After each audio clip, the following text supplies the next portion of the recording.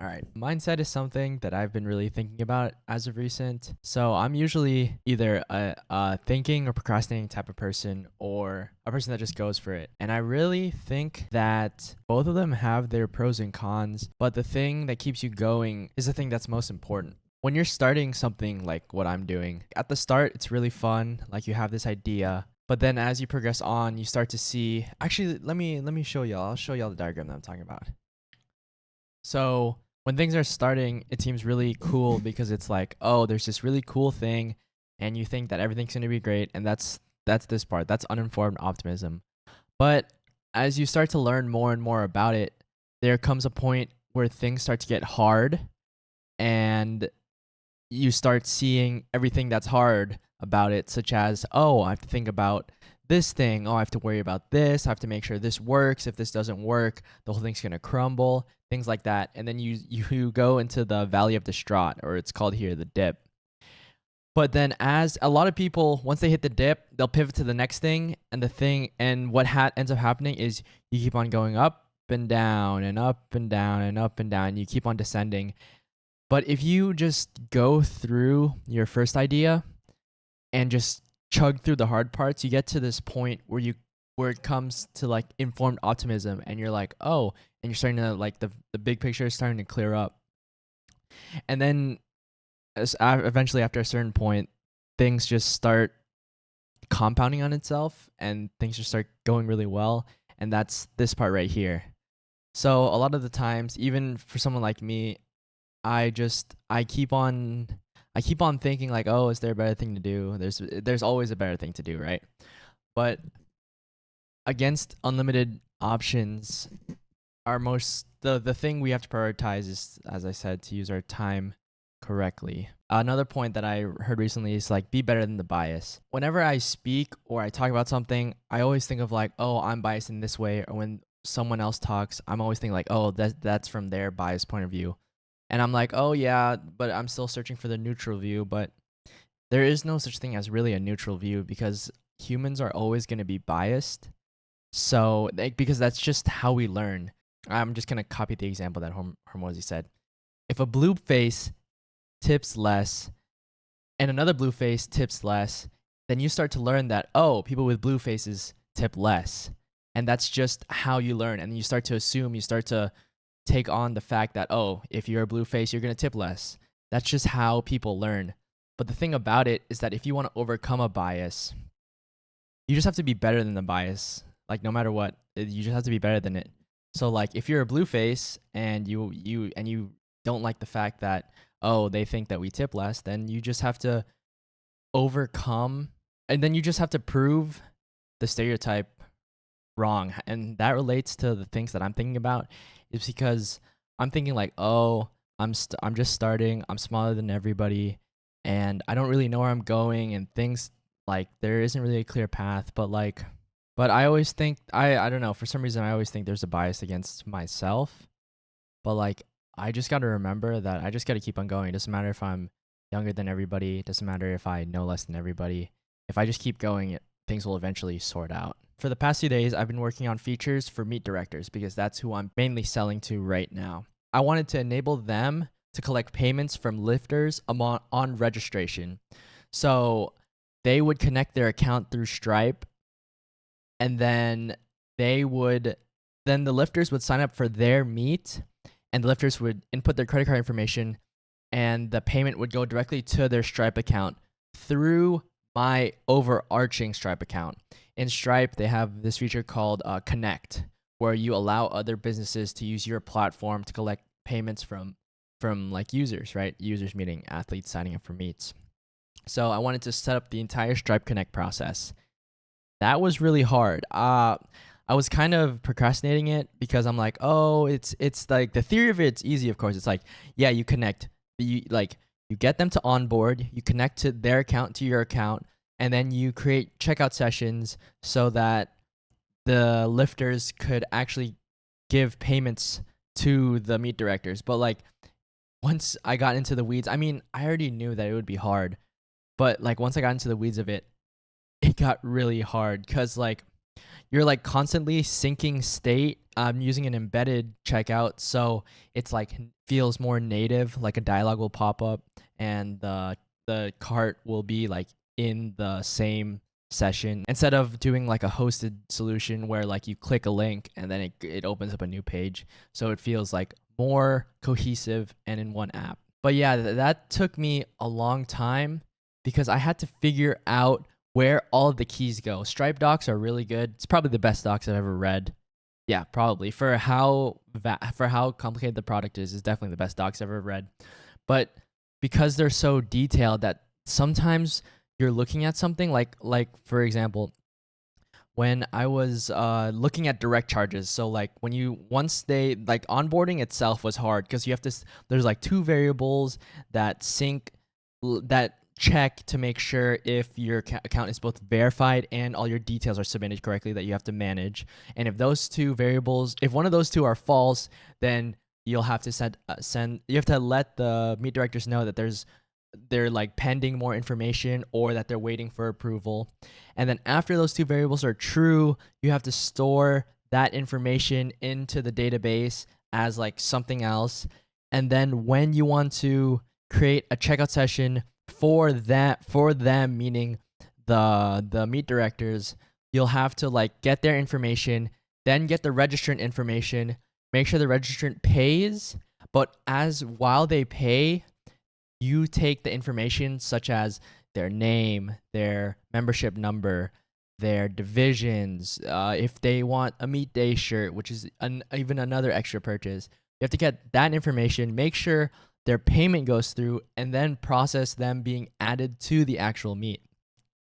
And yeah, you boil it down, it's just passing data back and forth, but I got stuck on actually creating the checkout session for the lifter. So let me just show y'all. If we just go to a test meet like this right here, test meet, please redirect. So if we actually go to the settings page, this is like the settings to like actually put all that information that I just talked about in. So this is the connect.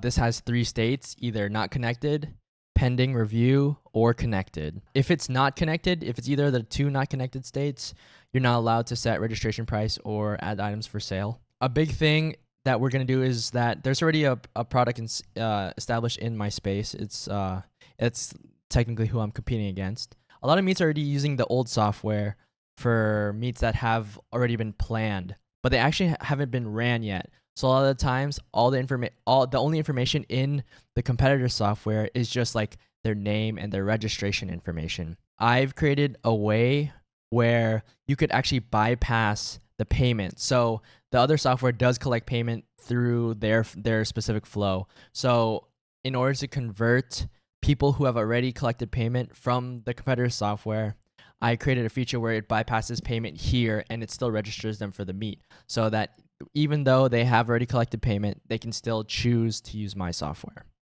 So that's what this is. The allow imported lifters. All it is just a code to where if the lifter puts in the meet code, it'll bypass payment.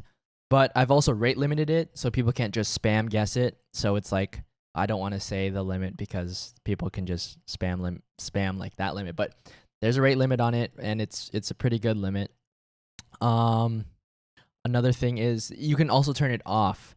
So like it's not allowed. Like if you just switch it off and you save, then it won't be allowed for your meet.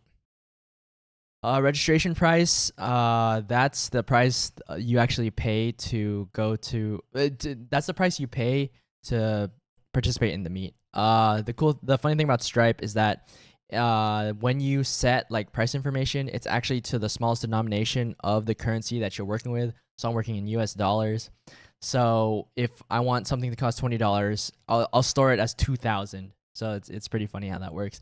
I ran into an issue where I was using in MySQL, I was using small int, and that only went up to like 32,000. Well, it's something. If you put in too big of a number, it wouldn't like it. So I just switched it back to I think either normal int or big int.